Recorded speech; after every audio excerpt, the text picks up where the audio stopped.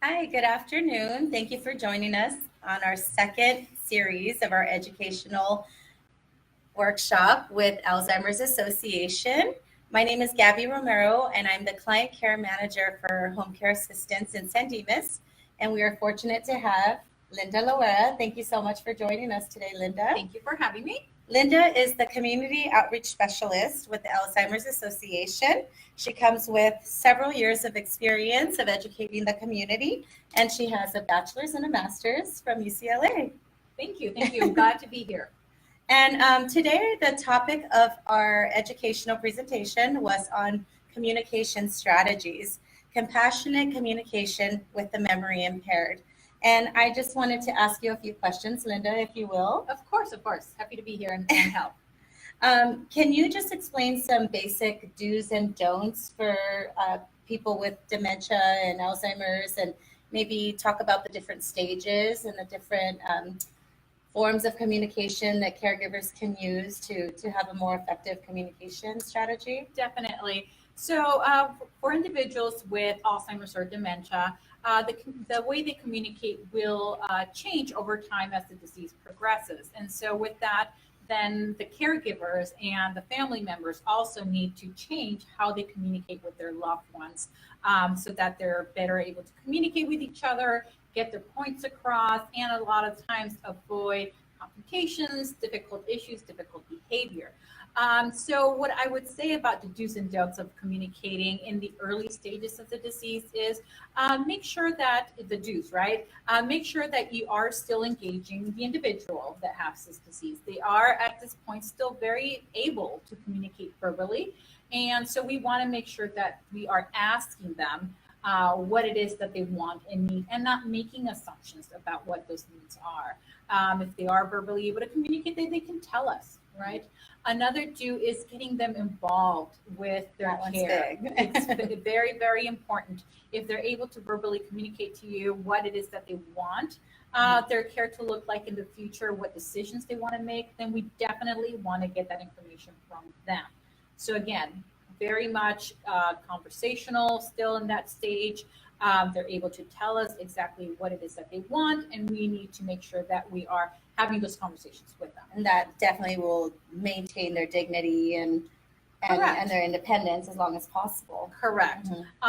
So again, what we want to do is do not assume that you know what they want or need, and also don't dismiss them, right? Don't dismiss them because they are still able to participate. So keep them busy, keep them active, keep communicating.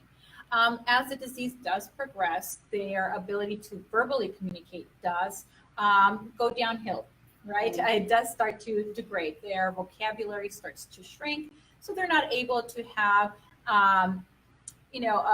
long or complex conversations. But they still do maintain some level of verbal communication. But at this point, they do start depending a lot more on body language, tone of voice, social cues from us, to kind of get a better picture of what it is that we're trying to communicate.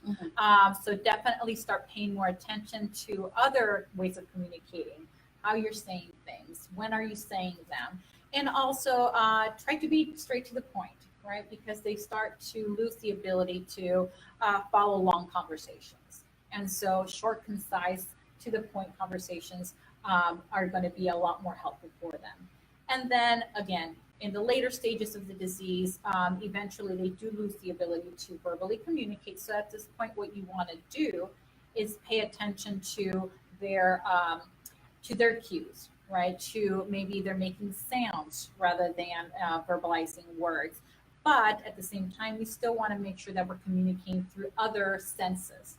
So maintaining a connection with them, maybe by touch, smell, taste. So communicating our love, communicating the fact that they are still special to us through those ways. The other things you want to not do is don't try to quiz them, right? Don't criticize, don't judge, accept them as they are, and try to understand what they're going through. try to see the reality that they're experiencing through their eyes And meet them there. and meet them where they're at. Correct. Okay. Correct. And- Any other questions in regards to communicating? With the later stages of communication, is music an integral part of having, any feelings of expression or any communications? Tell me a little bit about that. Correct. So research does show that one of the last sort of senses to go is hearing. So they do still are able to hear what we're saying. So we want to continue to communicate with them, talking to them. And music does play a huge role. Even if they can't have a full-on conversation with us, they can still hear that music. It can still bring good memories. It can still feel calming and bring them to a happy place. So definitely keep talking. Definitely keep playing that music that they love. Thank you so much, Linda. Thank you for sharing your knowledge and your expertise with us. And I hope that you're able to join us again next month. Yes, Yes. definitely. In I will be April, here. yes, we will be discussing Behaviors. So we Behaviors. will be having a whole session on what kind of behaviors are to be expected from somebody who has this disease, Alzheimer's or dementia, and some ways that we can try to avoid the difficult behaviors, how to find those triggers, and help our loved ones deal with these kinds of changes that come throughout the disease. Okay, wonderful. Thank you. Thank you so much. Join us next month, April, Thursday, the 17th. Thank you. Thanks.